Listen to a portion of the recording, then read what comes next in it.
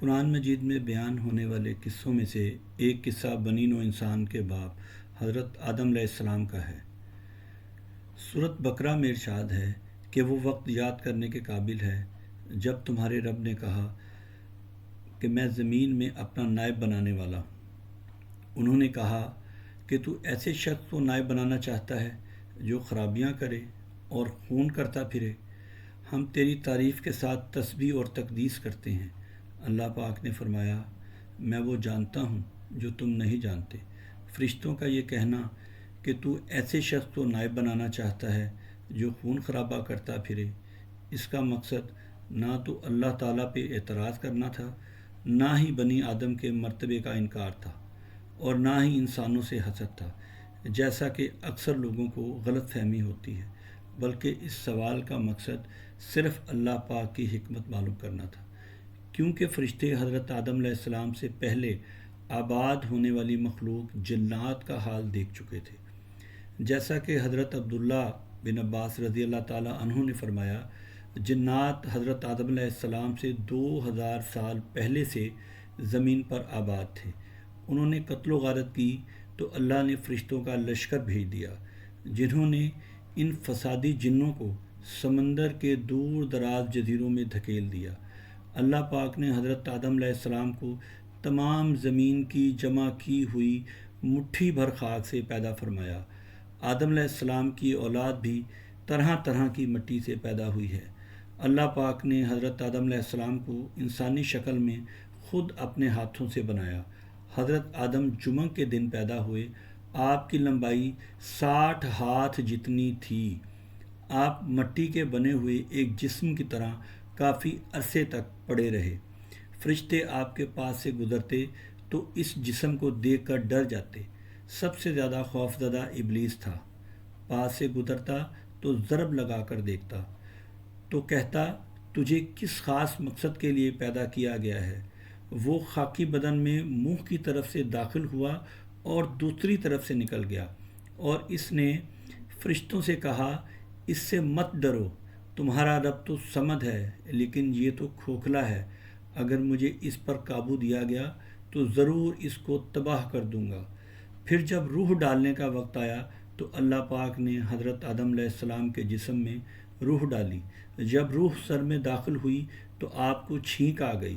فرشتوں نے کہا کہ کہیں الحمدللہ، سب تعریفیں اللہ کے لیے ہیں۔ پھر اللہ پاک نے فرمایا کہ تیرے رب نے تجھ پہ رحمت کی۔ پھر روح جب آنکھوں میں آئی تو آپ کو جنت کے پھل نظر آنے لگے۔ جب روح پیٹ میں داخل ہوئی تو آپ میں کھانے کی خواہش پیدا ہوئی اور آپ جلدی سے پھلوں کی طرف لپکے، جبکہ روح آپ کی ٹانگوں میں داخل نہیں ہوئی تھی۔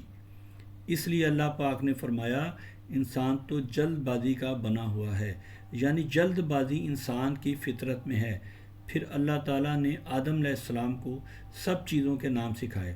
حضرت عبداللہ بن عباس رضی اللہ تعالیٰ عنہ نے فرمایا، اللہ نے حضرت آدم کو ان تمام چیزوں کے نام سکھائے جن سے لوگ ان چیزوں کو پہچانتے ہیں، یعنی وہ چھوٹی بڑی اشیاء جن سے انسان کا روز مرہ زندگی میں واسطہ پڑتا ہے، مثلا انسان، حیوان، میدان، سمندر، پہاڑ، اونٹ، گدھا وغیرہ۔ اللہ پاک نے حضرت آدم علیہ السلام کو رکابی اور ہنڈیا کا نام سکھایا، ہر جانور، ہر پرندے کا نام سکھایا۔ قرآن پاک میں ارشاد ہے، اور پھر اللہ نے آدم علیہ السلام کو سب چیزوں کے نام سکھائے، پھر ان کو فرشتوں کے سامنے پیش کیا اور فرمایا، اگر تم سچے ہو تو مجھے ان کے نام بتاؤ۔ تو انہوں نے کہا، تو پاک ہے، اور جتنا علم تو نے ہمیں بخشا اس کے سوا ہمیں کچھ معلوم نہیں، بے شک تو دانا ہے، حکمت والا ہے۔ تب اللہ نے حضرت آدم علیہ السلام کو حکم دیا کہ آپ ان کو سب چیزوں کے نام بتائیں۔ جب انہوں نے نام بتائے تو اللہ نے فرشتوں سے فرمایا، کیوں میں نہ کہتا تھا کہ میں زمین اور آسمان کی پوشیدہ باتیں جانتا ہوں، جو تم ظاہر کرتے ہو اور جو تم پوشیدہ رکھتے ہو۔ اور جب ہم نے فرشتوں سے کہا کہ آدم کو سجدہ کرو تو سب سجدے میں گر گئے، مگر شیطان ابلیس نے انکار کر دیا اور غرور میں آ کر کافر ہو گیا۔ حضرت آدم علیہ السلام کو سجدے سے انکار کے بعد ابلیس اللہ کی اطاعت سے نکل گیا۔ حضرت عبداللہ بن عباس رضی اللہ تعالیٰ عنہ فرماتے ہیں کہ ابلیس زمین کے ان فرشتوں میں سے تھا جن کو جن کہا جاتا ہے، علم و عبادت میں سب سے بڑھ کر تھا۔ اس کا نام عزازیل تھا۔ اللہ نے ابلیس کو جنت سے نکل جانے کا حکم دیا اور اس مقام و مرتبے سے بھی محروم کر دیا جو اس کو عبادت اور اطاعت کی وجہ سے ملا تھا۔ شیطان نے کہا، اے اللہ، تو نے مجھے ملعون کیا ہے، میں بھی تیرے سیدھے رستے پر ان کو گمراہ کرنے کے لیے بیٹھوں گا، پھر میں بھی ان کے دائیں بائیں آگے پیچھے غرض ہر طرف سے آؤں گا، اور تو بھی اپنے اکثر بندوں کو ناشکرا ہی پائے گا۔ پھر اللہ پاک نے حضرت حوا کو پیدا کیا۔ لوگو، اللہ سے ڈرو جس نے تم کو ایک جان سے پیدا کیا اور اس سے اس کا جوڑا بنایا، اور پھر کثرت سے مرد اور عورت پیدا کر کے زمین میں پھیلا دیے۔ حضرت عبداللہ بن عباس کی روایت ہے کہ حضرت حوا کو حضرت آدم علیہ السلام کی بائیں طرف کی پسلی سے پیدا فرمایا گیا، جبکہ اس جگہ کو گوشت سے پر کر دیا گیا۔ آپ اس وقت سو رہے تھے۔ جب آپ علیہ السلام اٹھے تو ایک خاتون آپ کے سر کی طرف بیٹھی ہوئی تھی۔ آپ نے فرمایا، تو کون ہے؟ انہوں نے کہا، میں عورت ہوں۔ حضرت آدم نے فرمایا، تجھے کس لیے پیدا کیا؟ حضرت حوا نے فرمایا، تاکہ آپ مجھ سے تسکین حاصل کر سکیں۔ اور پھر اللہ پاک نے حضرت آدم علیہ السلام کو حکم دیا کہ تم اور تمہاری بیوی جنت میں رہو اور جہاں سے جو چاہو کھاؤ پیو، درخت کے پاس مت جانا ورنہ گناہگار ہو جاؤ گے۔ یعنی وہ درخت جس کے پاس جانے سے اللہ پاک نے منع فرمایا تھا، وہ کون سا درخت تھا؟ اس کے بارے میں مفسرین کی آراء مختلف ہے۔ کچھ لوگ کہتے ہیں کہ وہ کھجور کا درخت تھا، کوئی کہتا ہے کہ یہ انجیر کا درخت تھا، کسی کا کہنا ہے کہ انگور کا درخت تھا۔ یہود کہتے ہیں کہ وہ گندم تھی جس کو کھانے سے اللہ نے منع کیا تھا، جبکہ اللہ پاک نے اس درخت کا تعین نہیں فرمایا۔ پھر شیطان نے حضرت آدم اور حضرت حوا کو بہکایا۔ شیطان نے دشمنی کا عملی مظاہرہ کرتے ہوئے نہایت فریب سے ان کو گمراہ کیا اور ان کو رب کی نافرمانی پر آمادہ کیا، اور اس درخت کا پھل کھانے کو کہا جس کو کھانے سے اللہ پاک نے منع فرمایا تھا۔ شیطان نے کہا، میں تمہارا خیر خواہ ہوں، تمہارے رب نے اس درخت کا پھل کھانے سے صرف اس لیے منع کیا ہے کہ تم فرشتے نہ بن جاؤ اور ہمیشہ جیتے ہی نہ رہو۔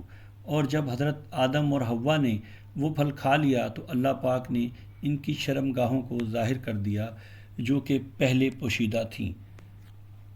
پس مردود نے دھوکہ دے کر ان کو مصیبت کی طرف کھینچ ہی لیا۔ جب انہوں نے اس درخت کے پھل کو کھا لیا تو ان کی 70 کی چیزیں کھل گئیں، اور وہ جنت کے درختوں کے پتے توڑ توڑ کر اپنے اوپر چپکانے لگے اور 70 چھپانے لگے۔ حضرت موسیٰ اشعری سے روایت ہے کہ جب اللہ نے آدم علیہ السلام کو جنت سے اتارا تو ان کو ہر چیز بنانا سکھائی اور جنت کے کچھ پھل عطا کیے۔ حضرت جبرائیل علیہ السلام نے حضرت آدم علیہ السلام کو گندم بونا سکھایا۔ انہوں نے وقت آنے پر اس کو کاٹا، دانے اگائے، اس کو پیسا گوندا اور پھر روٹی بنائی اور پھر کھا لی۔ گویا جنت سے نکل کر آپ سخت مشقت والی زندگی میں آ گئے۔ پھر آپ نے اللہ پاک سے چند کلمات سیکھے اور اللہ پاک سے معافی طلب کی، اور زمین پر آنے کے بعد آپ کی بہت سی اولادیں پیدا ہوئیں۔ حضرت ابو ہریرہ سے روایت ہے کہ رسول اللہ صلی اللہ علیہ وآلہ وسلم نے فرمایا، جب اللہ نے آدم علیہ السلام کو پیدا فرمایا تو آپ علیہ السلام کی پشت پر ہاتھ پھیرا، تب قیامت تک پیدا ہونے والی ہر جان آپ کی پشت سے ظاہر ہو گئی۔ اللہ نے ہر ایک کی آنکھوں کے درمیان نور کی چمک رکھ دی، پھر انہیں آدم علیہ السلام کو دکھایا۔ آدم علیہ السلام نے فرمایا، یا رب یہ کون ہے؟ تو اللہ پاک نے فرمایا، یہ تیری اولاد ہے۔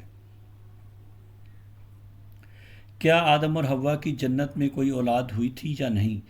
اس میں بھی اختلاف ہے۔ ایک قول ہے کہ آپ کی سب اولاد زمین پر ہی پیدا ہوئی، اور ایک قول یہ ہے کہ کچھ بچے جنت میں پیدا ہوئے، کچھ زمین میں۔ اولاد آدم کے شرف میں تمام اولاد شامل ہے، خواہ وہ مسلمان ہو یا کافر، امیر ہو یا غریب، کالا ہو یا گورا، مذکر ہو یا مؤنث۔